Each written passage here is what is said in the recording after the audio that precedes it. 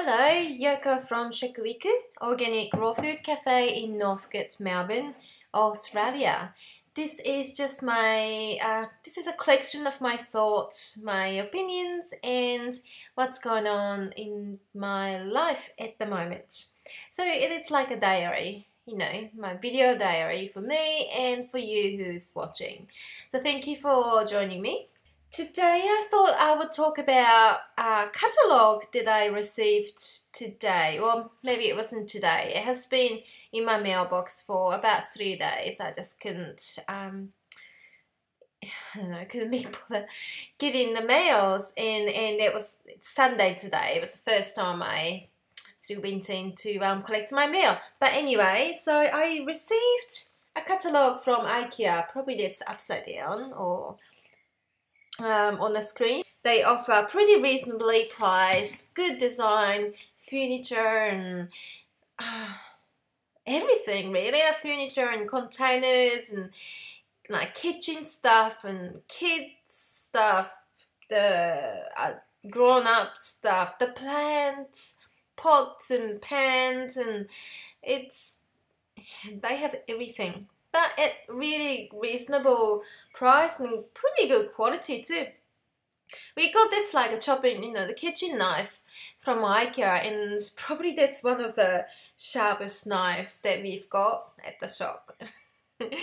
That says something about a knife. But anyway, kind of flipping through, and what they've got is pretty impressive. And every season they come out with, some pretty cool ideas. Greenhouse set for 3, and it's only $14.99. I actually got, so this is what I got last time from IKEA as well. It's one of the greenhouse. But this one is pretty cute, set of 3. Look, like the hanging planter, and it's only like $16.95 or $16.99. I love them. And, most of the kitchen stuff, it's pretty cool. But what I really wanted to talk to you about, this page called What's It Made Of?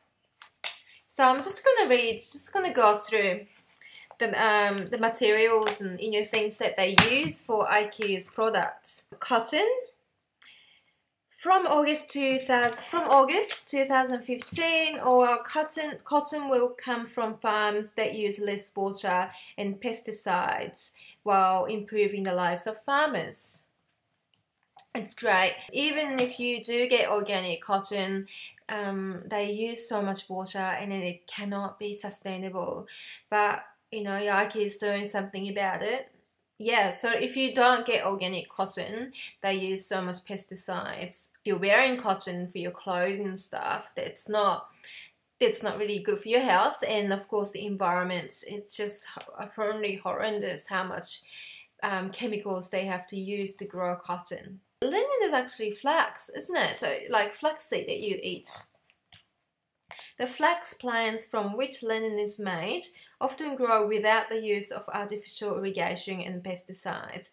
I suppose it says often, so maybe it's not 100%, but at least they're mentioning it. So they must be trying to cut down the amount of the pesticides that they're using to grow the flax. Wood.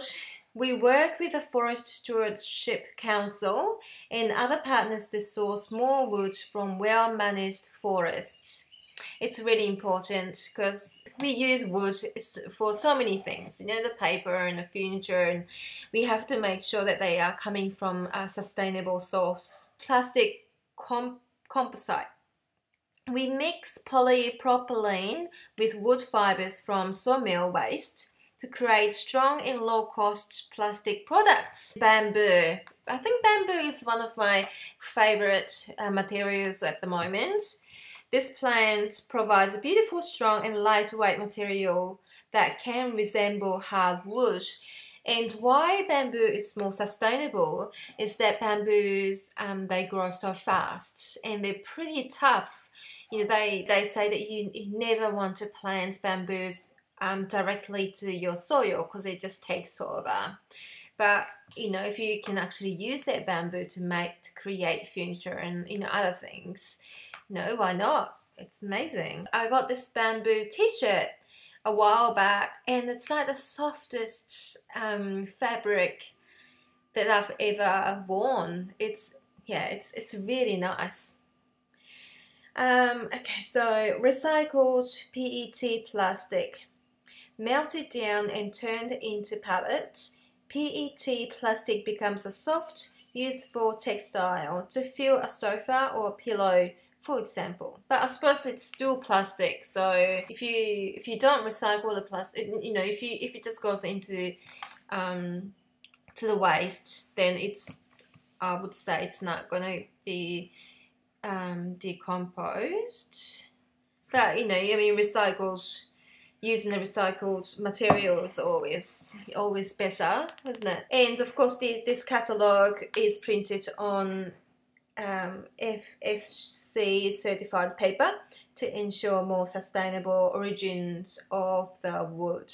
My point was that IKEA, who has this like amazing, powerful has a powerful buying power. If they are trying to make a difference in this world this way, even tiny bit, maybe it's not 100%. Maybe they're not using 100% organic cotton, or organic flax, linen.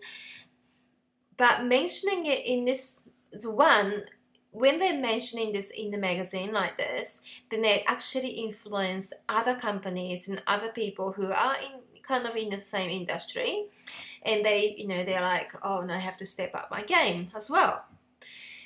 And that actually reflects the way that we are moving as well. I mean, IKEA, very smart. So they must realize that it's so important to so many people to buy things from ethical companies, and that's why IKEA is moving towards that movement. And I think it's great. It's just a great example of how big companies can make a huge difference. I always say that when someone says, oh, what can I do, like I'm just me, I can't make a difference in this world, even if I try. I'll say not even just one person doing something definitely have a ripple effect. And you being so conscious and knowing what's going on, and that's you and your friends and your friends' friends, they, when you voice your concerns and you voice your opinions, and then big companies like IKEA will change the way that they run business as well. Choose the one that's doing more ethical work. It's getting easier and easier these days, which is just, it's so good to see, and it's much needed, definitely. That was my topic for today, and I'll see you soon. Bye.